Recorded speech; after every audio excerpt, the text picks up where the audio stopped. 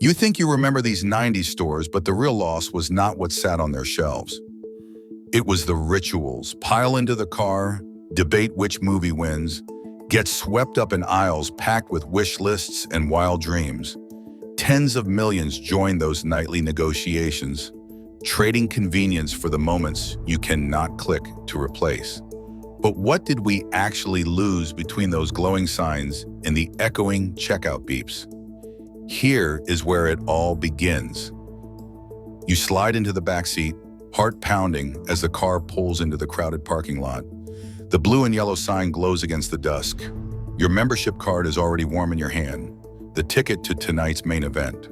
The doors whoosh open and the smell of buttery popcorn hits you first, mixing with a faint plastic tang from the stacks of VHS cases. Fluorescent lights buzz overhead. Every aisle is alive. Parents steering carts, kids darting straight for new releases, everyone scanning for the one movie that might still be there.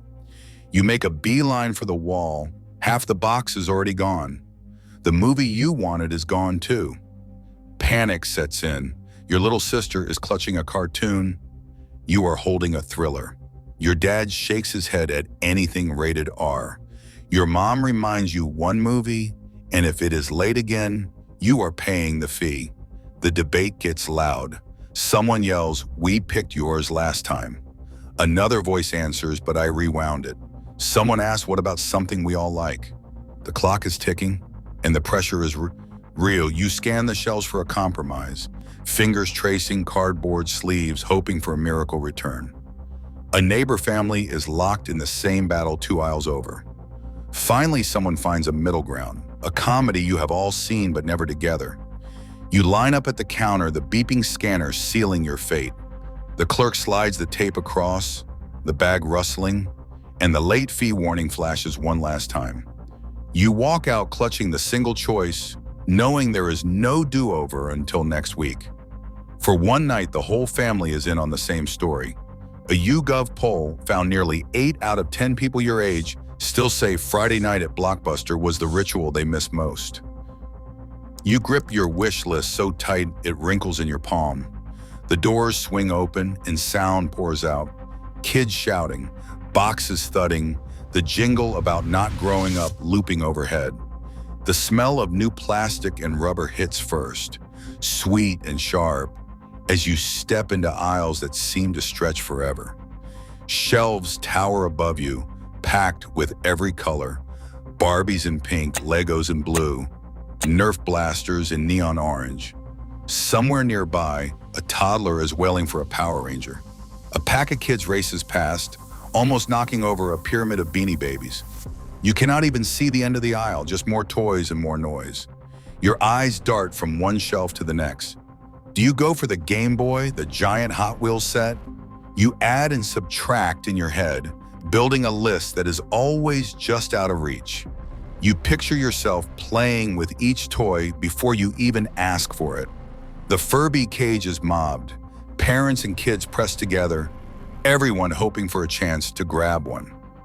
Last Christmas, lines for those Furbies wrapped around the building, over 1,000 people at some stores, all clutching lists like yours, all desperate for the same impossible toy. You walk the aisles again and again, revising your list in your mind. You bargain silently, maybe the remote control car instead of the action figure, maybe one big box or 3 small ones. The longer you wander, the more you imagine, until the real magic is not what you take home, it is everything you dream up along the way. You step through the doors and the world softens. The noise and chaos of the parking lot fade behind you. Warm lights spill across rows of books and music, the smell of fresh coffee curling through the air. Your pace slows without you realizing. Every shelf invites you to pause, to scan the spines, to let your fingers drift over embossed covers.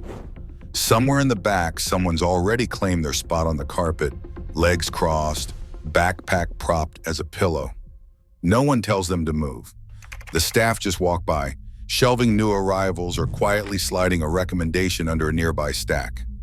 You wander, not looking for anything specific, A thick paperback catches your eye. Its cover nothing like what you usually read. You sit right there on the floor, leaning against a bookshelf, knees tucked up, lost in the first chapter before you even check the title. Hours slip by. The low hum of soft jazz, the gentle clink of mugs, the quiet shuffle of other browsers all blend into a kind of hush. You do not feel watched or hurried. If you are lucky, you stumble onto something unexpected, a book you have never heard of, a CD with a strange cover, a magazine that opens a new world. The discovery feels personal, like it waited just for you. Employees do not rush you out, even if you stay until closing. The only clock is the changing light outside the windows. That kind of lingering, finding something by accident, not by algorithm, belongs to another time. Now books appear and disappear on screens, and the floor sits empty. You stand in front of a wall of televisions, every screen fighting for your attention. The air smells faintly of ozone and new plastic. Each television plays something different. Cartoons on one, a football game on another, explosions from a summer blockbuster shaking the speakers. The remote in your hand feels heavy, buttons clicking as you cycle through channels, volume rising and falling. A salesperson materializes at your side, grinning, ready to walk you through the latest features. He points out the deep blacks on a new Sony, the crisp sound from hidden speakers, the way the picture almost jumps out at you. He hands you the remote, inviting you to press play yourself. You do, and the screen bursts to life, colors popping, bass rumbling in your chest. For a moment, you forget the store. You picture this television in your own living room. Friends crowded around for the big game. Movie night stretching late.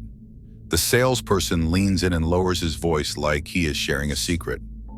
Most people who try, buy. You test the weight of a DVD player, imagining it in your cabinet. You picture the box riding home in your trunk, the first movie you would watch, the way your family would gather to see what it can do. Back then, Circuit City's hands-on demos turned shoppers into owners. Walls of televisions became sales magnets, fueling a peak of $10 billion in 1998.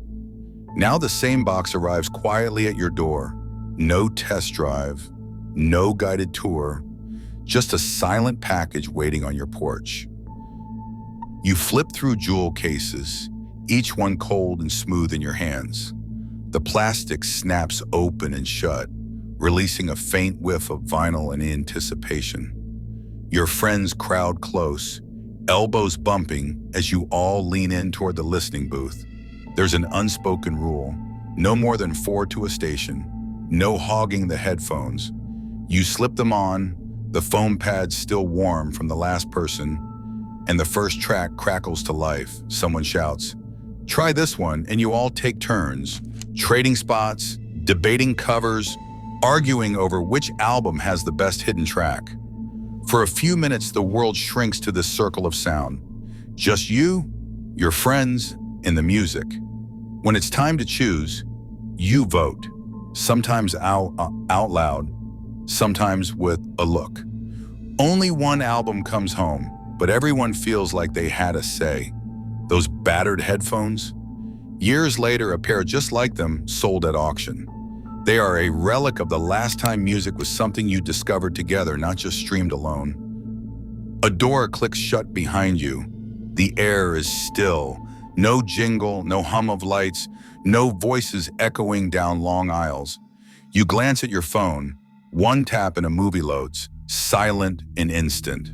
The toy you once begged for now arrives in a brown box. No wish list, no bargaining, no surprise. A book appears on a screen, pages never touched, coffee brewed in your own kitchen. The TV turns on, but there is no wall of screens to compare. No salesperson waiting with questions. Music plays in your earbuds, shuffled and endless. No cover to flip, no vote among friends. The rituals that once filled your weekends are gone, replaced by quiet convenience. You stand at your own doorstep, package in hand, and the world around you is still. For a moment, you remember the noise, the crowds, the choices, and the echo of all that is missing.